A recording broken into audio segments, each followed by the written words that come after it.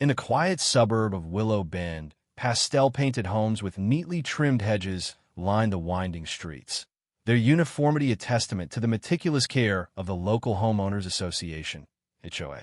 The air carried the faint scent of freshly cut grass, and the soft glow of matching porch lights bathed the neighborhood in a warm, orderly calm. For the residents' families, retirees, and young professionals alike, Willow Bend was a sanctuary, a retreat from the chaos of urban life. The HOA ensured everything stayed pristine.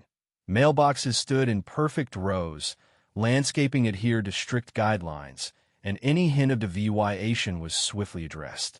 At first glance, it was an idyllic haven, but beneath the surface of polite waves and manicured lawns simmered a quiet tension, fueled by the HOA's iron grip and one member's unrelenting zeal. Marjorie Hensley, a wiry woman in her late 50s with a tight bun and a perpetually pinched expression, was the self-proclaimed enforcer of Willow Bend standards. Known to some as the warden behind her back, Marjorie patrolled the streets with a clipboard in hand, her sharp eyes scanning for infractions be in an unapproved flower pot, a slightly faded shutter, or a stray weed daring to breach the pavement. While most of the HOA board preferred a reasonable approach, Marjorie thrived on rigidity. To her, the bylaws were sacred, and exceptions were a slippery slope to chaos. Residents learned to keep their heads down, hoping to avoid her scrutiny. But for one newcomer, Daniel Harper, avoiding Marjorie would soon prove impossible. Daniel, a soft-spoken graphic designer in his mid-30s, had moved to Willow Bend with his family 6 months earlier, drawn by the promise of a peaceful place to raise his kids. His 10-year-old daughter, Lily, was a bright, imaginative girl who loved stories of dragons and far-off lands. But reading was a battle for her. Diagnosed with dyslexia the pre-VYS year, Lily struggled to untangle the jumble of letters that danced across the page. Her teachers had suggested tools like tinted overlays and larger fonts, but progress was slow, and the noisy bustle of their small home shared with her rambunctious younger brother, Max, offered little respite for focused reading. Daniel, determined to help, spent late nights researching dyslexia, joining parent forums, and practicing exercises with Lily. She was improv-VYing, but she needed a quiet space to build her confidence, a sanctuary where words could stop being her enemy. One crisp October afternoon, inspiration struck. The Willow Bend Community Center, a modest building with a library room and a wide, underused hallway, seemed the perfect spot. Daniel NVYcioned a cozy reading Nuka simple setup with a cushioned chair, a small shelf of books, and a few tinted overlays. It wouldn't block the walkway or disrupt the hall's clean lines. Surely, he thought, no one could object to something so small and helpful. With Lily in tow, he hauled a folding chair and a narrow bookshelf to the corner near the library entrance, arranging a handful of large-print adventure books and a laminated sign that read, "Quiet Reading Corner Dyslexia Friendly." Lily's eyes sparkled as she tested it out, her fingers tracing the words with a yellow overlay, smoothing the text into focus. For the first time in months, she smiled while reading. Word spread quickly. An elderly neighbor, Mrs. Clara Evans, stopped by with a stack of worn children's classics, her voice warm with approval. "My grandson had trouble reading too," she said, patting Lily's head. "This is a godsend." Another resident, a young mother named Sarah, donated a knitted throw blanket to drape over the chair. Within days, the nook evolved into a tiny haven, not just for Lily but for other kids who wandered in to flip through books or escape the afternoon noise. Daniel felt a swell of pride. The community was rallying around his daughter, and the nook was becoming a symbol of quiet goodwill. That is, until Marjorie Hensley descended.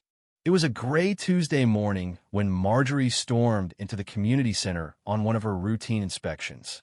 She froze at the sight of the nook chair askew, bookshelf snug against the wall, sign perched atop it like a defiant flag. Her lips tightened into a thin line as she scribbled furiously on her clipboard, saw unauthorized furniture, potential obstruction, unapproved signage. Saw to Marjorie, this was an affront to order, a breach of the sacred HOA code. She didn't care that it was for a child with a disability. Rules were rules, and bending them for one person risked unraveling the entire system. Daniel was dropping off a new book for Lily when Marjorie confronted him. "What is this?" she snapped, gesturing at the chair like it was contraband. "You can't just plop personal items in a shared space without permission." Daniel blinked, caught off guard by her venom. "It's for my daughter, Lily. She has dyslexia, and this helps her read. It's not blocking anything, neighbors love it."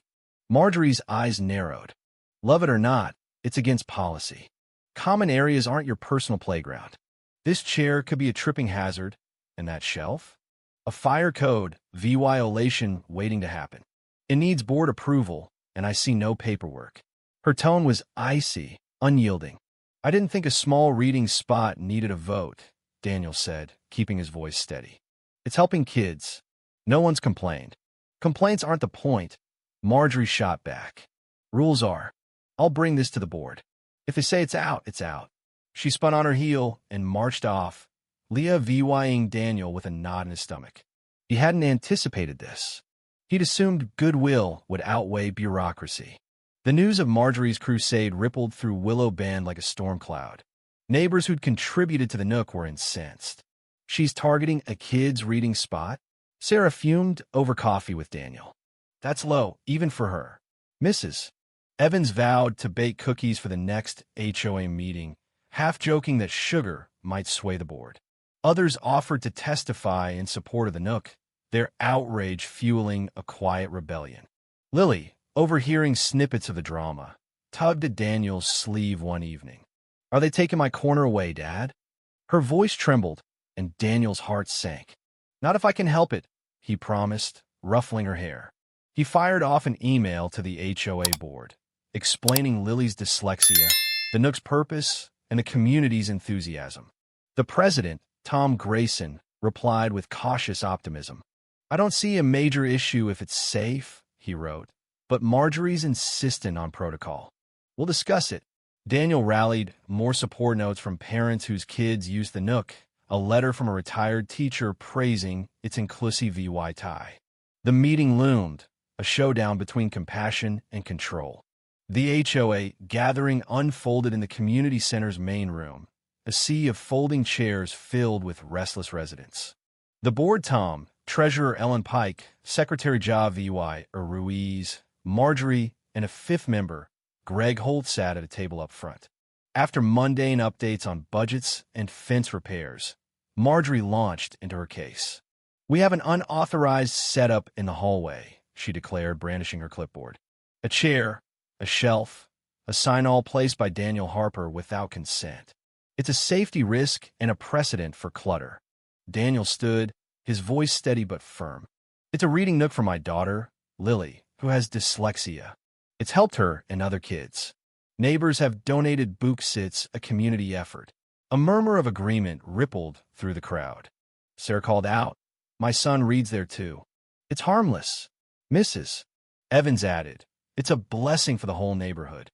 Marjorie bristled. "If we let this slide, what's next? Treadmills in the lobby? We have rules for a reason." Tom raised a hand. "Any real complaints about safety?" Marjorie faltered. "Not yet, but an emergency could." Ellen cut in. "Could we adjust it? Move the shelf a bit, check the codes." Marjorie glared. "It's all or nothing. Rules don't bend."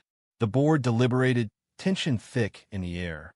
In the end, Marjorie's allies, Greg and Javi tipped the vote 3-2 against the Nook. Tom and Ellen's dissent couldn't save it.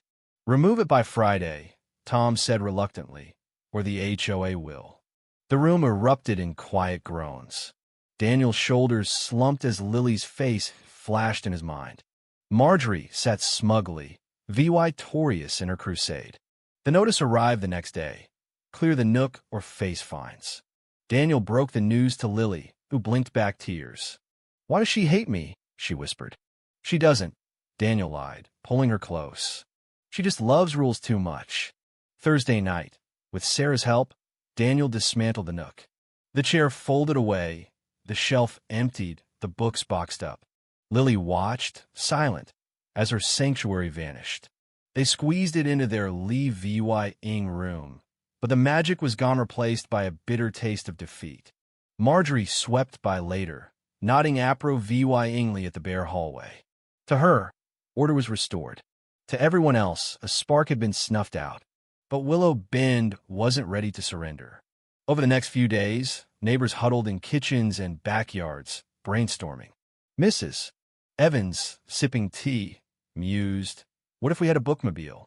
Something that moves, so it's not stuck in her precious hallway." Daniel's eyes lit up.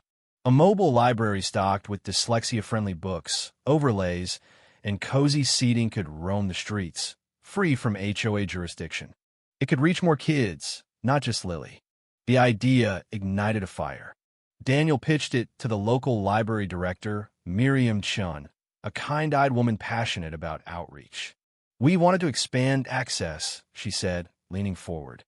"A van could work, but we'd need funding, vehicle, books, staff." The neighbors dove in. They formed a committee, tapped local businesses for donations, and scoured grant listings. A hardware store pledged paint. A bakery offered snacks for events. Miriam found a literacy grant and helped draft an application, weaving in Lily's story and the community's resolve. Weeks later, a breakthrough. The Elwood Foundation, moved by the tale of a dyslexic girl and a neighborhood's fight, offered to fund half a used van's cost if Willow Bend matched it. Donations poured in, do la 10 here, do la 50 there. A mechanic volunteered to refurbish an old shuttle bus, and the library committed books and oversight. Marjorie caught wind of the plan and cornered Daniel one afternoon. "A library van? That's not HOA approved," she hissed. "It's on public streets," he replied coolly. "No bylaws broken." She stormed off, powerless. The van took shape over months, shelves installed, seats cushioned, exterior painted with swirling books, and the words "Willow Bend Reading Rover." On launch day, a crowd gathered near the community center. Miriam cut the ribbon as kids cheered, Lily beaming beside her dad. The van's doors opened, revealing rows of books, overlays, and a quiet hum of possibility. Marjorie lingered at the edge, arms crossed, but the joy around her was undeniable. She slipped away, her influence fading. The Reading Rover became a lifeline. Twice weekly, it parked at different corners, kids piling in for stories, homework, or tutoring. Lily's reading soared, her confidence blooming. Adults joined too, borrowing novels or chatting with volunteers. The van bridged gaps, knitting Willow Bend tighter than ever. One chilly evening, Marjorie boarded, hesitant. She borrowed a mystery novel, her first step into the world she'd unwittingly helped create. As winter settled in, the van rolled on, a testament to resiliencia, small nooks' demise reborn as a rolling triumph of hope. If you were the one in this story, how would you react? Would you stand up and fight back, or accept the unreasonable pressure and control from the HOA? Share your thoughts in the comments below. And don't forget to subscribe, like, and share this video with more people. Your small action gives us the motivation to keep bringing you more intense and engaging stories. Thanks for watching, and we'll see you in the next video.